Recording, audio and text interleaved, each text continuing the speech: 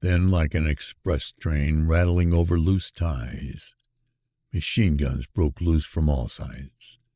Their bullets struck the ground beside the men, covering the space where they were lying with a thick haze of dust. The portly captain rose and blew his whistle, commanding the men to retreat. They needed no command. Already they were dashing off like frightened rabbits, scampering away to their burrows. Hicks watched them for a while, felt the angry hail of bullets, then rose and followed after them.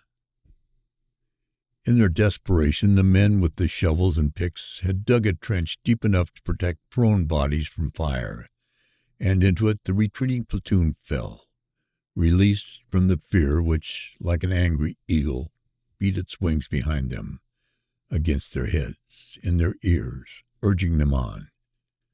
The men turned, narrowed out grooves in the thrown-up dirt for their rifles to rest on. The portly captain walked back and forth behind them, admonishing them for quickness of action. "Come on now, I'm a liar, or else the Dutchman'll be over here before we know it. They've got the dope on us now." He paced in front of them, offering advice, telling one man to dig a deeper barricade and another not to expose himself. He turned to Hicks, who was waiting still, engaged in nothing. "Are you an automatic rifleman?" he asked. Hicks answered that he was. "Then take your squad out a couple of 100 yards and establish an outpost.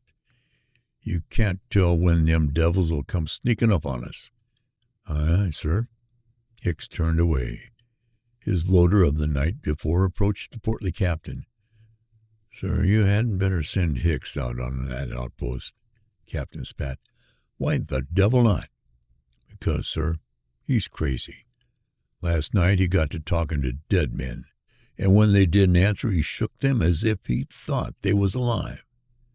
"Be off with you," the captain replied, giving the loader no more attention.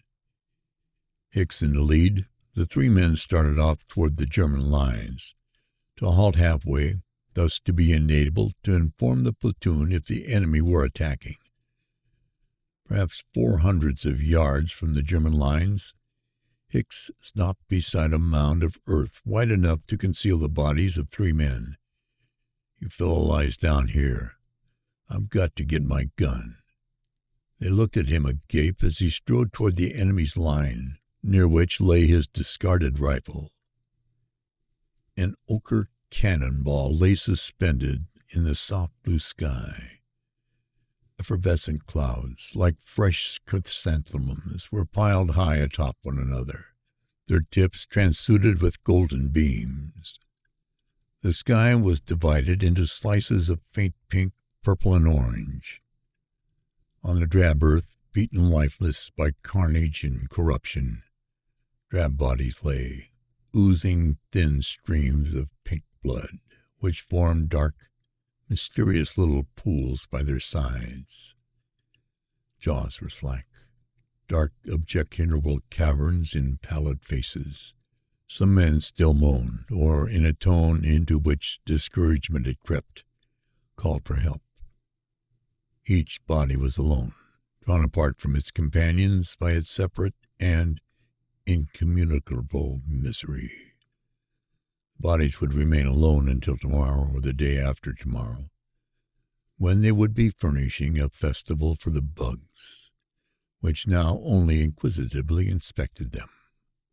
In the still air, the scrubby bushes rose stiff and unyielding, antipathetic to the prostrate bodies which were linked to them by the magic of color. The farmhouse on the gray ridge was a gay-capped sepulchre.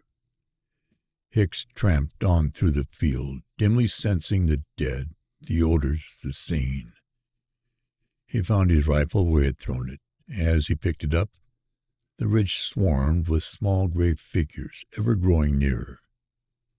He turned and walked toward his platoon. The breath from his nostrils felt cool. He raised his chin a little. The action seemed to draw his feet from the earth. No longer did anything matter, neither the bayonets, the bullets, the barbed wire, the dead, nor the living.